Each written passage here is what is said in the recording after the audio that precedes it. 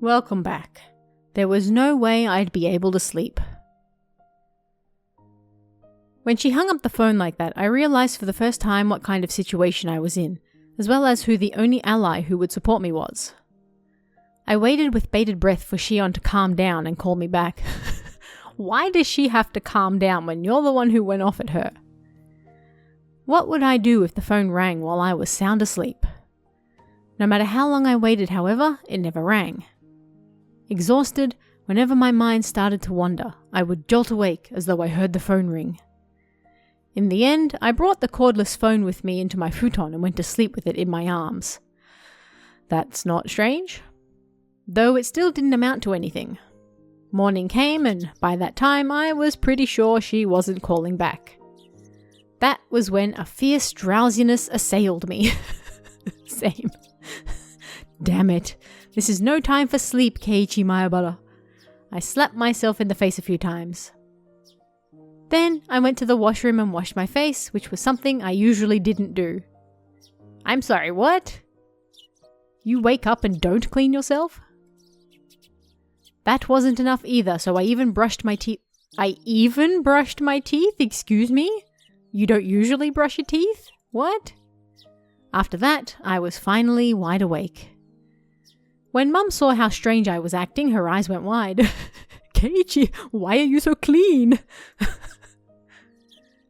What's wrong, Keiichi? Are you going somewhere today? That's gross. Why does he never clean? Clean yourself. You're gross. You smell. Going somewhere? Yeah. To school. What? So he goes to school smelling terrible and not brushing his teeth. That is actually gross. Keiichi-kun, you don't look so good today. Do you have a cold? I'm not sick, I just didn't get much sleep. If I space out and start talking nonsense, just humor me. Sure. Ha ha ha ha. I wonder what kind of nonsense you'll say. I wonder. Now I'm looking forward to it. How? I felt utterly shattered, and I still hadn't picked myself back up this morning. And for precisely that reason, Lena's honest smile was a sight for sore eyes. My emergency alert is going off. Yo, what's up, Kei-chan? Lena? Good morning. What? Mi-chan. Oh, and there go the sirens in the distance if you can hear them. Mi-chan, you look like you didn't get much sleep either. Mion had gone home early yesterday with a hangover, but she didn't look too good this morning either. Her usual cheerfulness was completely buried in shadow. Sounds like Silent Hill outside. Yeah, I went to bed at like 3. I'm a little tired. 3? Hey now, you can't keep staying up late. You probably read the first volume of a manga, thought it was interesting, and then read the entire series, didn't you? I have been known to do that on occasion. Please don't call me out like that. I understand. I've done that before.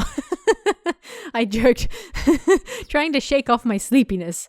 I was trying to be considerate. Yes, we've all been there and done that. However, neither Mion nor Lena smiled. In fact, they didn't even pay attention. Lena's expression immediately darkened. What? Wait, is it about the mayor? He still hasn't been found. Dun dun. Nope. Hey, wait a minute. What are you talking about? You can't find the mayor. Even the classroom, which was normally bursting with bright, joking voices, seemed filled with a different sort of murmur today. Good morning, Keiichi-san. Have you heard? It looks like something terrible has happened. I don't really know this mayor person, but he's an old guy, right? Couldn't he just be wandering around, senile? The mayor is certainly not senile. He's a sprightly man who can teach both calligraphy and swordsmanship. He probably got lost somewhere, like me. A lost Rika? Stars! How? I want to take you home with me. Getting lost is only cute because children like Rika-chan do it. Excuse me, what? Excuse me? What? A worn-out old man getting lost isn't moe in the slightest. I mean, it could be. It could be. I'm not judging what people are into. While my mind entertained dumb thoughts like that, he said it, our teacher arrived. Everyone rushed to their seats. Good morning, everyone. Why was that broken up? Good morning. The class greeting was normal, but the atmosphere in the room was heavy. Some of you may have already heard, but last night, despite the late hour, the mayor never came home. Is there anyone here who saw the mayor yesterday? 1 or 2 hands went up in the silence and they told her about having seen him. None of it seemed to be vital information, however, and everyone began whispering amongst themselves. If anyone has seen the mayor, please tell an adult about it, all right? Now then, let's begin class. After that, the same old lessons began.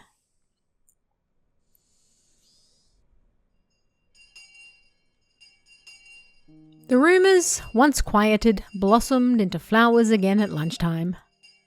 I could hear a few different conversations. They were mostly related to the mayor's disappearance. Summing them all up, I came out with this. Yesterday evening, the mayor went to a meeting at the Shrine's Assembly Hall. The meeting ended after the sun had fully set and everyone left. The elder's house was a bit far from the centre of Hinamizawa.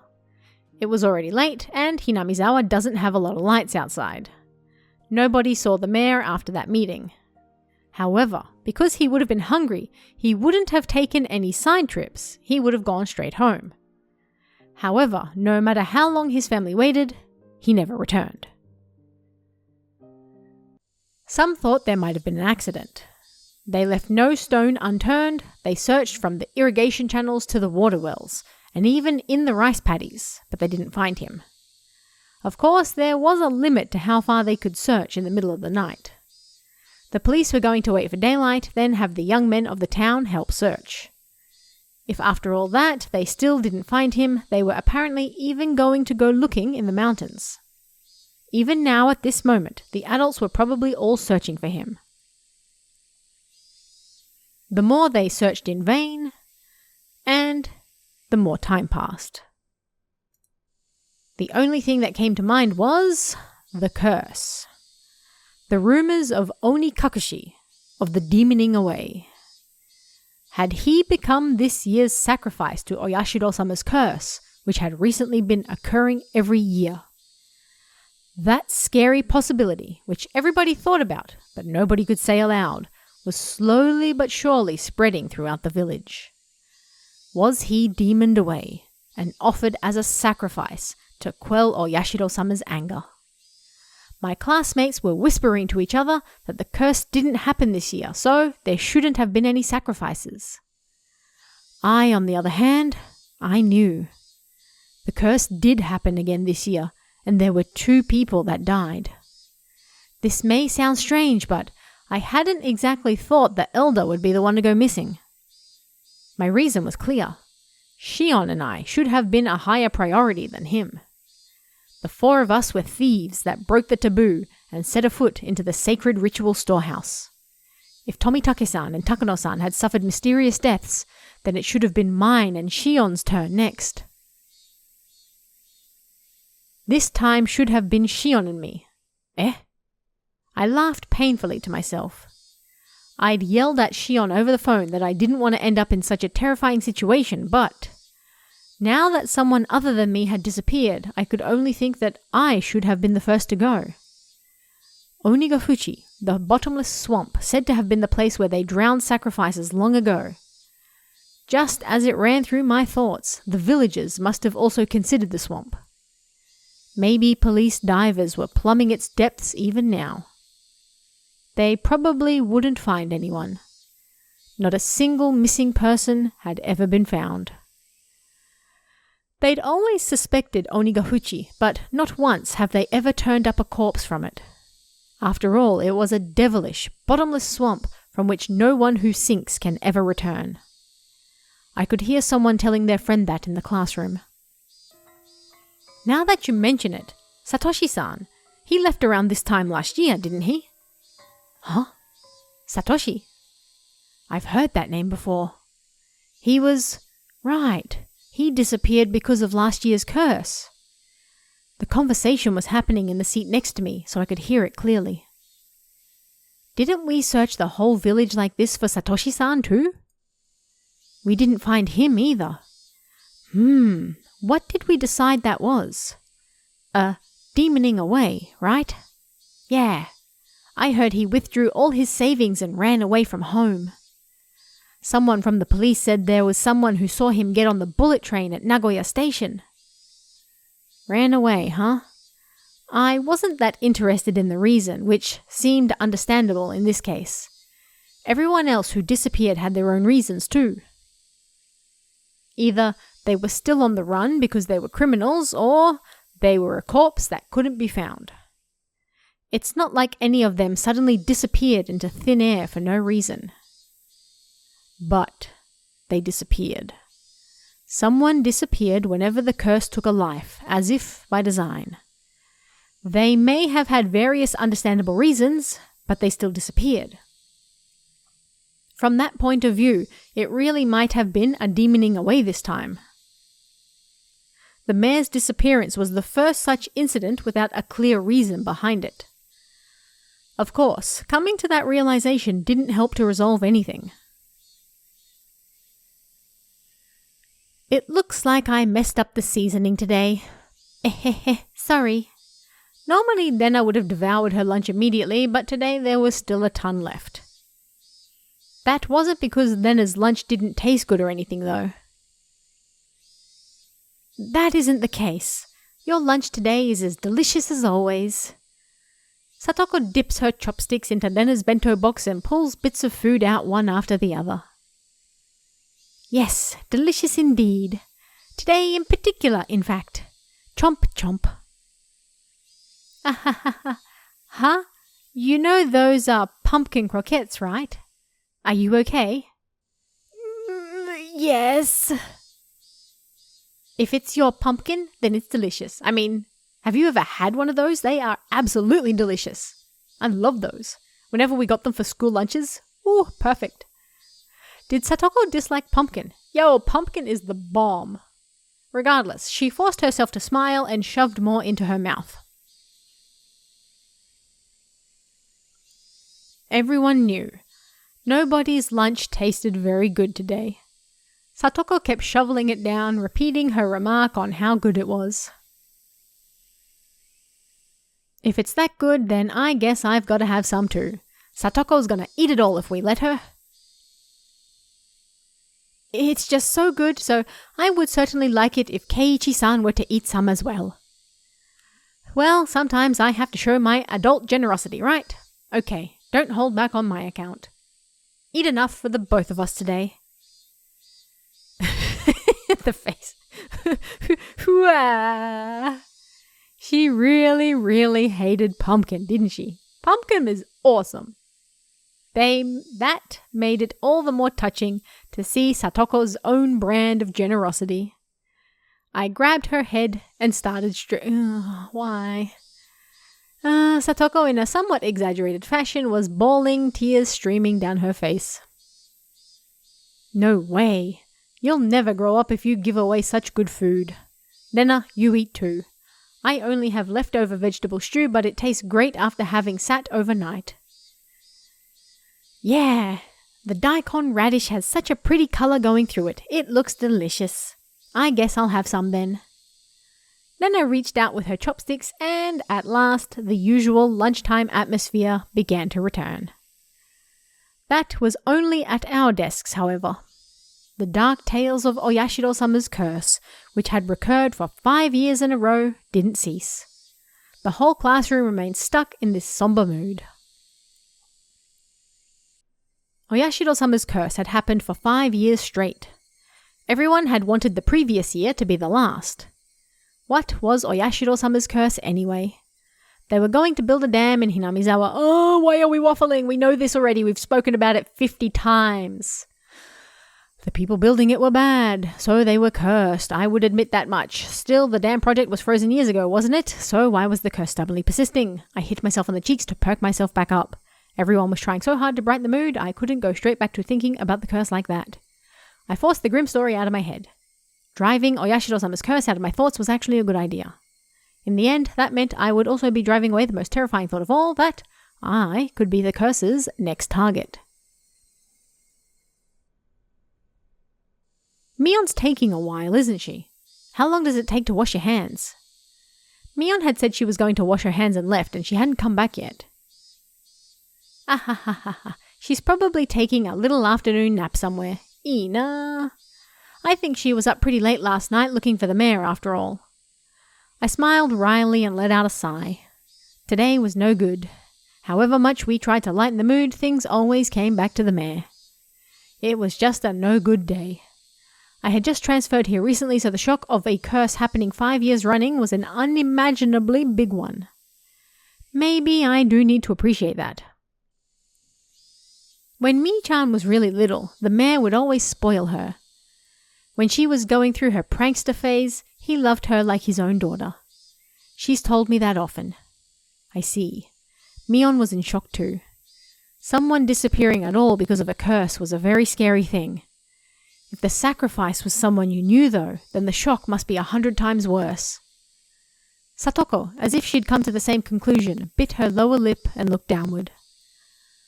Oh, Rika-chan is taking a while too. Maybe they're taking a nice afternoon nap together. Rika wasn't out that late. As soon as she yawned, everyone gathered around her and started saying, "Good night, good night." Now that she mentioned it, there were a lot of old people rubbing their prayer beads in fervent gratitude towards Rika-chan during the festival too. That was a long sentence.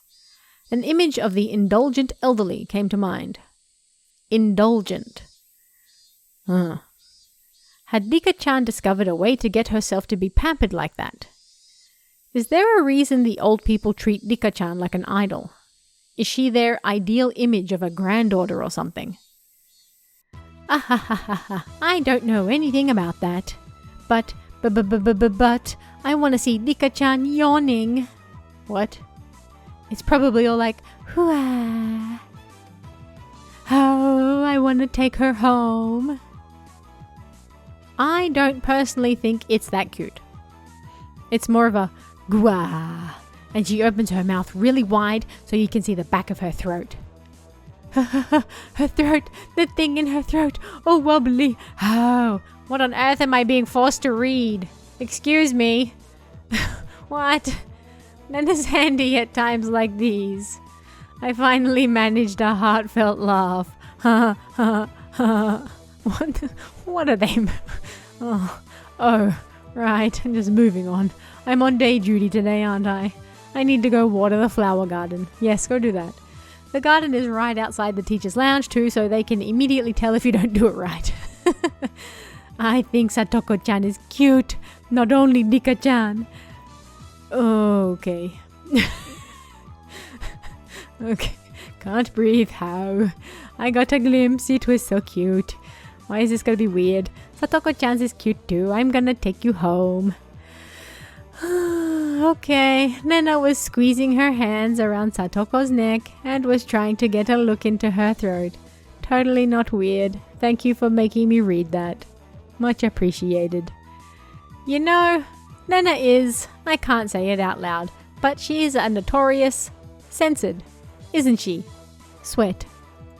Indeed.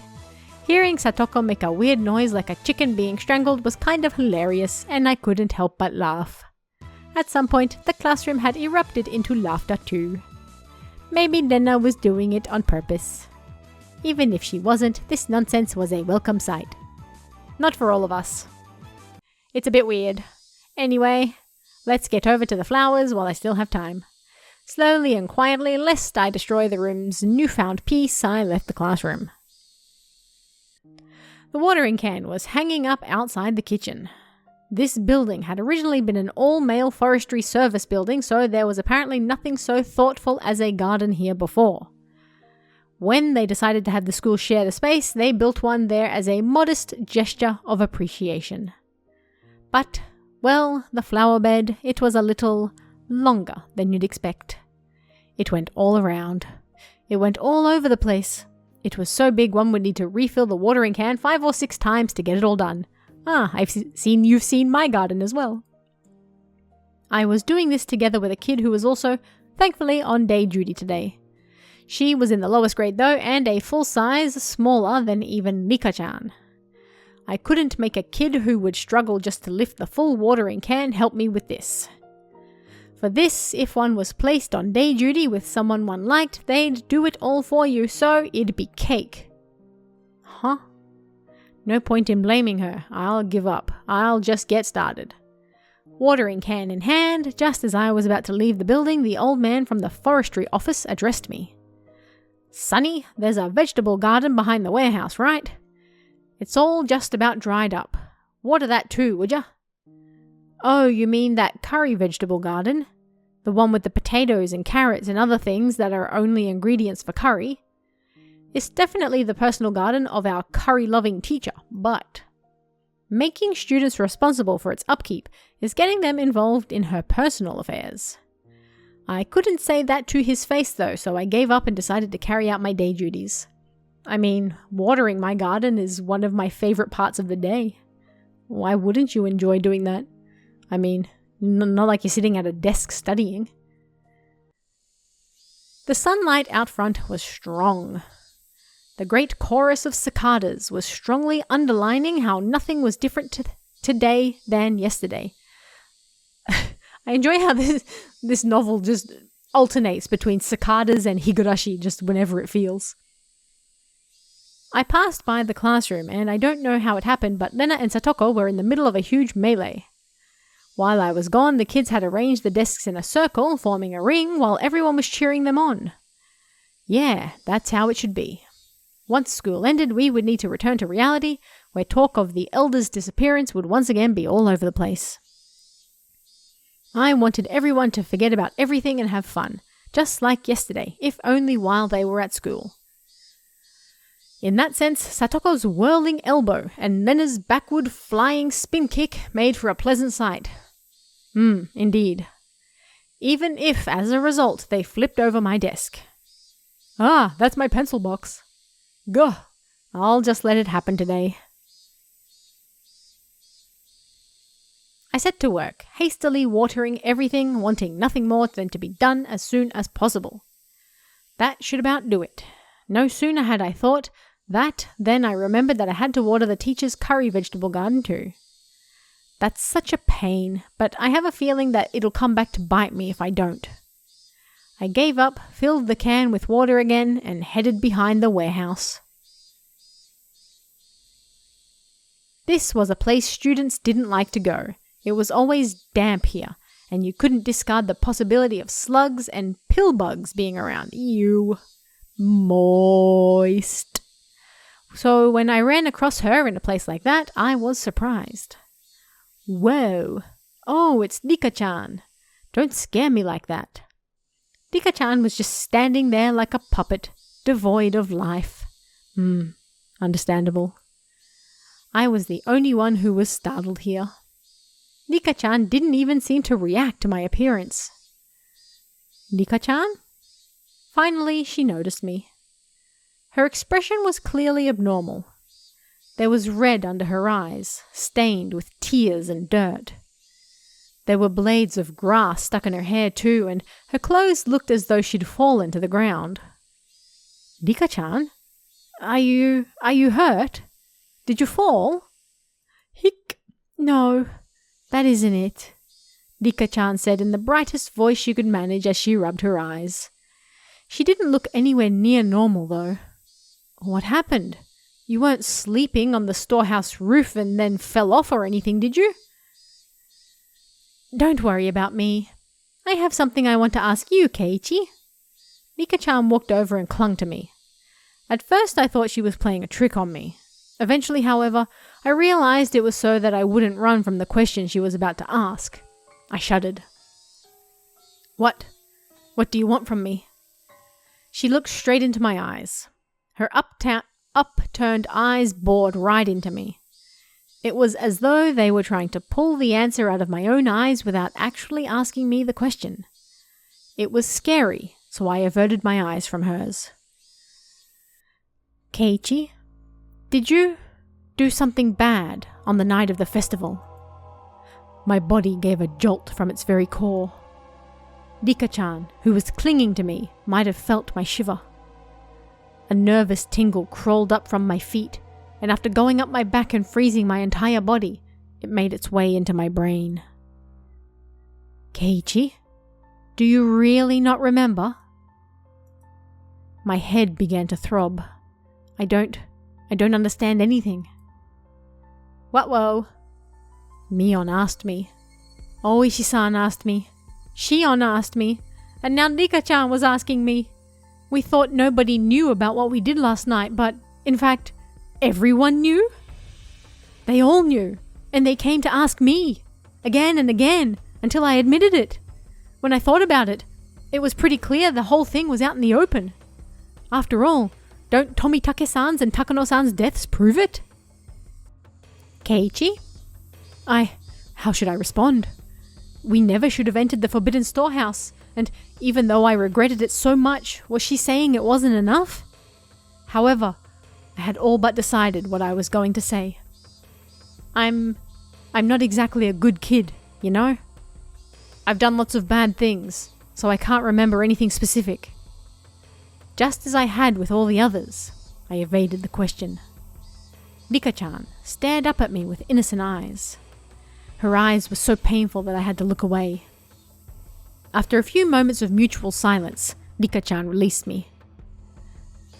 I'm sorry for asking you something strange. Please forget about it, she said, smiling her usual smile. Then, tap, tap, tap, tap, she went running off as if nothing had happened. As she retreated in silence, I could feel her accusing me. Rika-chan? If she didn't hear my voice, then I was going to give up. However, she heard it. Rika-chan swiveled around and waited for me to continue. I was the one who had questions now. Still, asking any of them could just be a half-assed way of admitting what I did. Hey, Rika-chan? What is it? If everyone knows anyway, then I should be able to at least ask this, right? Why is everyone asking me about the night of the festival? That evening, had I done something that wrong? I felt plenty sorry about it, and I only looked anyway. I didn't break anything or steal anything. Really. Still, Tomitake-san and Takano-san, they died so miserably. Since those two had come to such an end, there's obviously no way it would forgive only me. Rika-chan cutely tilted her head in confusion and waited for me to say something. If I were to admit to what happened that night, though, she might suddenly do a 180, as if flipping a switch. That would make sense. Rika-chan was the shrine maiden. She was the least likely to forgive me for breaking the taboo, wasn't she? Upon reflection, wouldn't telling her be more terrifying than telling Mion or Oishi-san? Rika-chan could just give up and leave, couldn't she? She didn't. She only was quietly waiting for me to say it myself. Say it, Keiichi Maebara. If you really are sorry, then you should say so. Of course, it's normal to hesitate, given the crazy way Tomitake-san and Takano-san died. A pulping machine called Chaos was grinding up my brain. I'm here to kill chaos! The juice wrung out of it turned into big droplets of sweat, which began to fall. Keiichi? Rika-chan suddenly straightened up, trying to pat me on the head. I don't really understand what you're worried about, Keiichi. I had nothing to say to that. I lowered my head a little so Rika-chan's palm could reach it. She petted me, kind of like one would a cat. Do you know about the big storehouse a little way behind the shrine grounds? It stores the implements we use for rituals. My breath literally stopped. Rika-chan, though, wasn't acting in a coercive way at all. Apparently, on the night of a festival, a cat snuck into the storehouse. A cat! Yes, a cat. Meow meow. Rika-chan knew. She realized I was in fear. I could tell she was desperately trying to choose the right words so that she wouldn't scare me.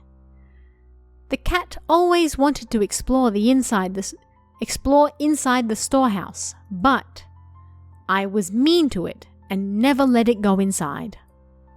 So, on the night of the festival, the cat couldn't hold itself back any longer and went inside.